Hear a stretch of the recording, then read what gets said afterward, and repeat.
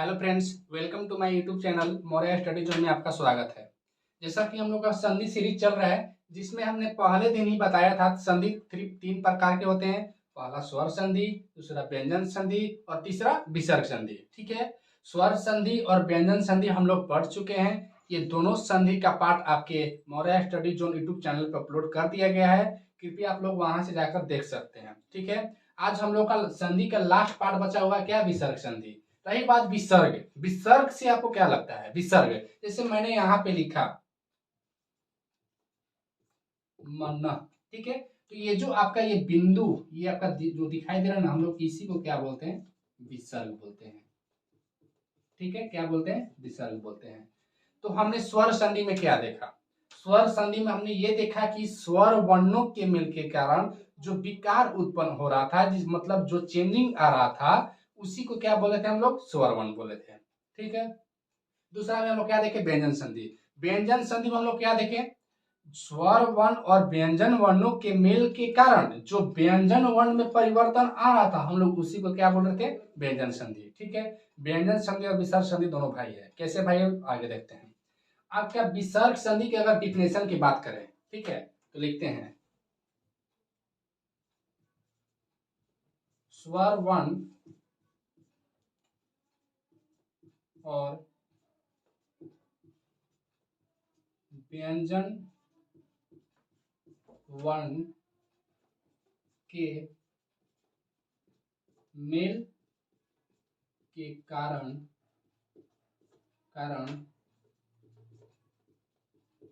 विसर्ग में जो परिवर्तन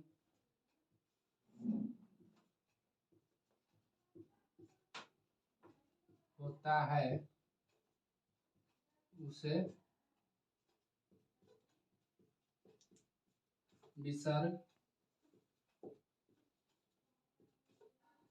संधि कहते हैं।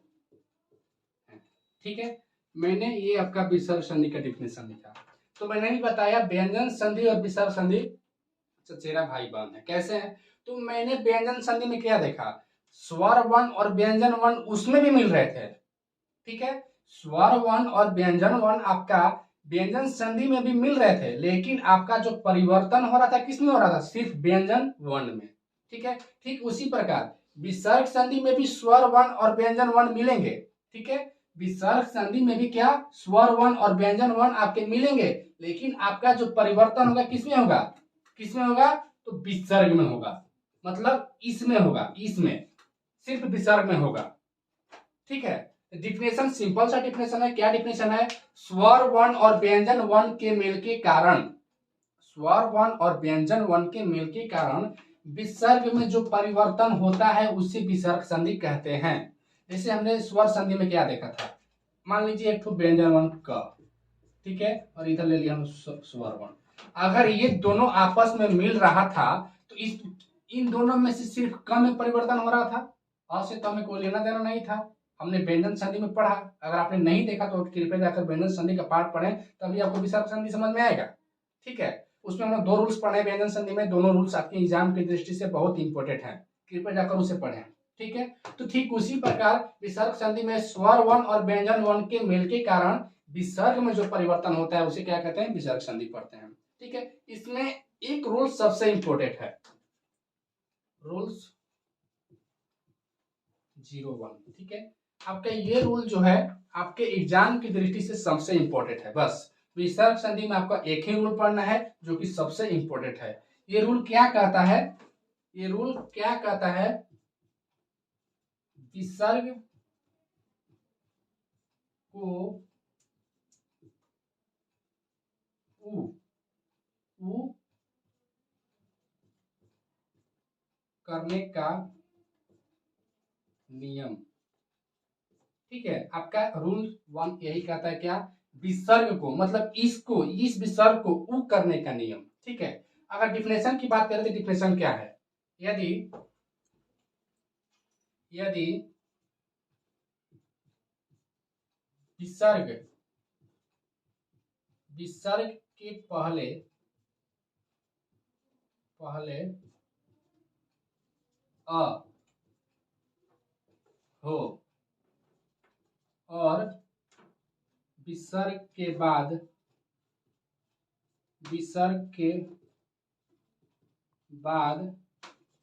भी अ हो, ठीक है। या किसी वर्ग का तीसरा, चौथा, पांचवा वर्ण हो तो विसर्ग का परिवर्तन उ में हो जाता है और वही उ अपने पहले वाले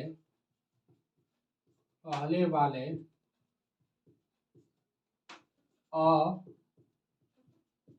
से मिलकर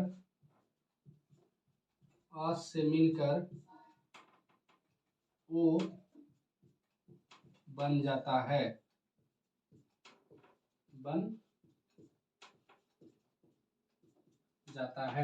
ठीक है। सिंपल सा डिफिनेशन है, डिफिनेशन समझते हैं हम लोग। मैंने पहले दिन ही बताया था विसर्ग संधि थोड़ा लेंदी चैप्टर है, ठीक है। तो एग्जाम के दृष्टि से आपका इतना इंपॉर्टेंट नहीं बनता है, लेकिन फिर भी हम लोग इसमें एक रूल्स इंपॉर्टेंट पढ़ते हैं। तो क्या कर रहा है, पहला रूल आपका क्या कर रहा है, विसर्ग को उ करने का नियम, ठीक है। तो क्या नियम है भाई, देखते हैं उसको।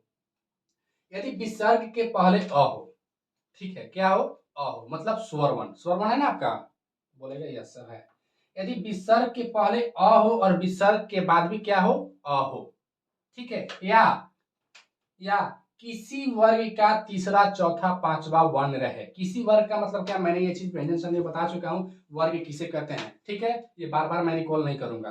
किसी वर्ग का तीसरा, चौथा, पांचवा वर्ण हो तो विसर्ग का परिवर्तन किस में होता है, उ में हो जाता है, ठीक है। और वही उ जो है अपने पहले वाले अ से मिलकर ओ बन जाता है, ठीक है। थोड़ा लेंदी लग रहा है इसी को देखकर, लग रहा है ना। तो हम लोग एग्जाम्पल के थ्रू हम लोग और अच्छे से समझने की कोशिश करेंगे, उम्मीद है आपको समझ में आएगा। जैसे मैंने एक एग्जाम्पल दिया, मन प्लस रथ, ठीक है। क्या लिया, मन प्लस रथ, ठीक है। तब यहाँ पे देखते हैं एक बात, यहाँ पे देखिए, तो मैंने डिफिनेशन में लिखा है यदि विसर्ग के पहले अ हो, ठीक है, क्या हो, विसर्ग के पहले अ हो। तो हमको विसर्ग कहाँ दिखाई दे रहा है, विसर्ग कहाँ दिखाई दे रहा है, तो बोलिएगा यहाँ है। मैंने बताया विसर्ग किसको कहते हैं, यहाँ है, ठीक है, यहाँ लिख दिए मैंने विसर्ग, ठीक है। अब बोलिएगा सर अब कैसे है, तो अगर देखिए मन का अगर उच्चारण करते हैं न अ, इसमें क्या छिपा हुआ है, तो अ छिपा हुआ है, तो अ इधर छिपा हुआ है, ठीक है। और इधर देखिए रथ, ठीक है।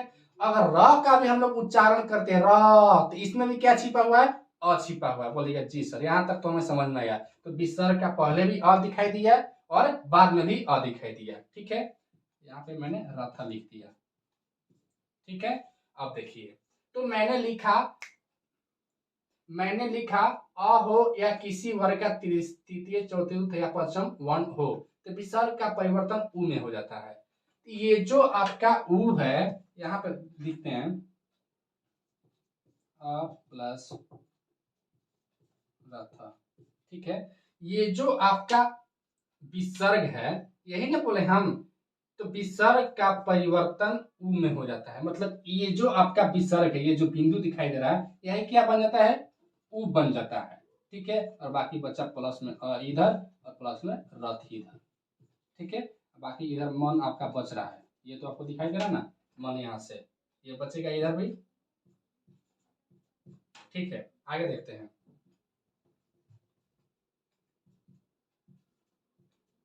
ठीक है, आगे देखते हैं। तो विसर्ग का परिवर्तन हमने किस में कर दिया, इस विसर्ग के जगह हमने क्या लिख दिया, उ लिख दिया, ठीक है। बोलिएगा चलिए सर यहाँ तक समझ में आया। फिर आगे एक बात क्या कर रहा है, तो वही उ मतलब ये वाला उ अपने पहले वाले अ से मिलकर, मतलब ये उ से पहले अ है, ये है ना, बोलिएगा यस, ये दिखाई दे रहा है हमें।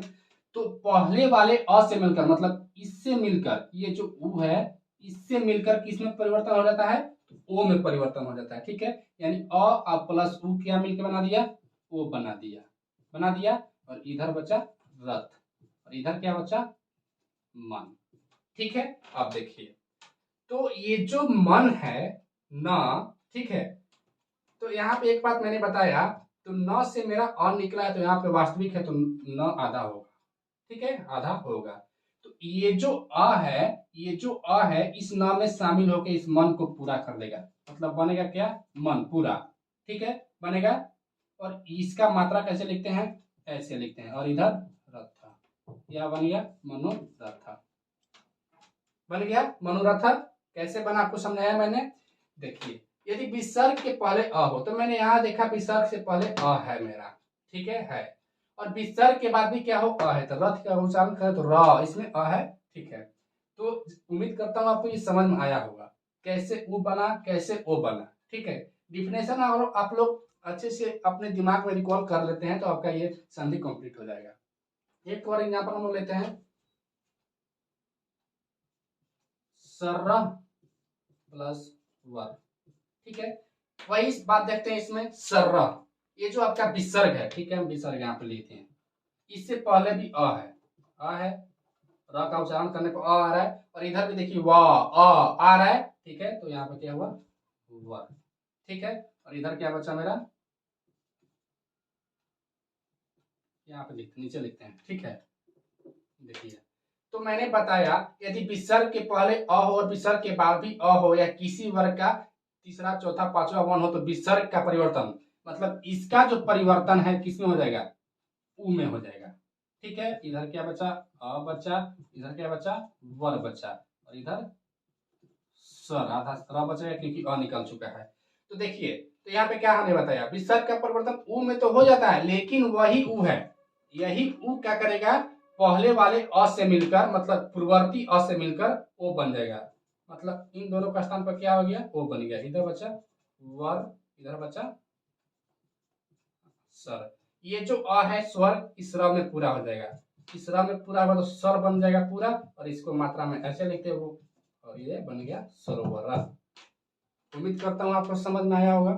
अगर आपको समझ में आया तो चैनल को सब्सक्राइब जरूर कीजिए, और अपने दोस्तों के पास शेयर जरूर कीजिए। ठीक है, थैंक यू।